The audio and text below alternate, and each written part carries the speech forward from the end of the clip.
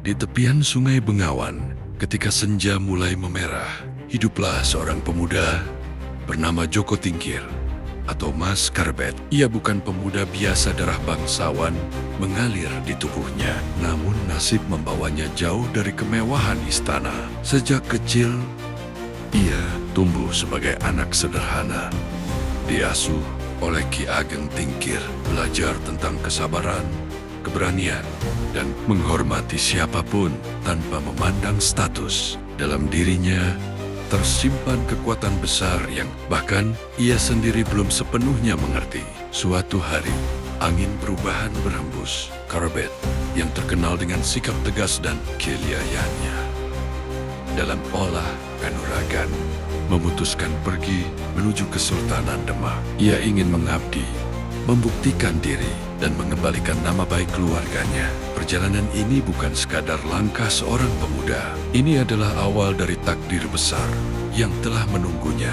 Perjalanannya tidak mudah. Di hutan-hutan lebat ia berjumpa para perampok. Namun, keberanian dan ilmunya membuat mereka tak berdaya. Di desa-desa yang dilanda kekeringan, ia membantu rakyat tanpa meminta balas. Dan di malam-malam sunyi, ia bermeditasi memohon petunjuk hingga batinnya semakin tajam dan kuat. Namun, ujian sesungguhnya terjadi di Sungai Bengawan. Saat menaiki rakit menuju Demak, tiba-tiba muncul seekor buaya raksasa, makhluk penunggu sungai yang konon hanya menghadang manusia berkualitas tinggi. Rakit terbalik, air bergemuruh, dan para penumpang panik. Tapi Karbet tetap tenang. Dengan keteguhan hati dan kesaktian yang ia pelajari sejak kecil, ia menghadapi sang buaya bukan dengan amarah, melainkan dengan keberanian dan ketegasan batin.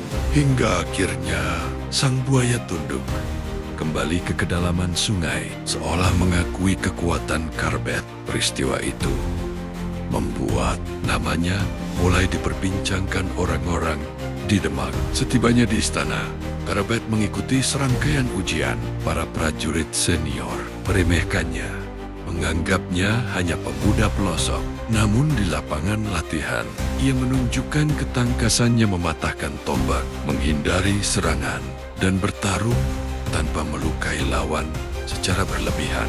Sikapnya rendah hati, tetapi jelas ia memiliki kemampuan yang tak dapat ditutupi. Sultan Trenggana yang menyaksikan langsung terkesan.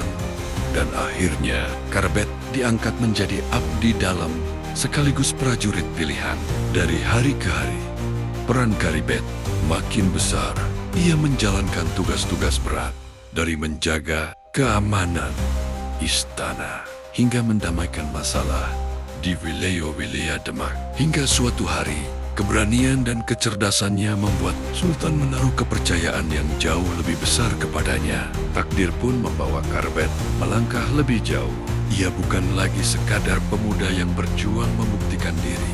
Dari seorang abdi yang sederhana, ia naik menjadi bangsawan terhormat, kemudian memimpin wilayah Pajang. Di sanalah nama barunya disematkan. Sultan Hadiwijaya, penguasa pertama kerajaan Pajang, menjadi penerus kejayaan Demak setelah masa-masa penuh gejolak. Tadi, seorang anak yang tumbuh sederhana menjadi pemuda penuh ujian hingga akhirnya menjadi raja.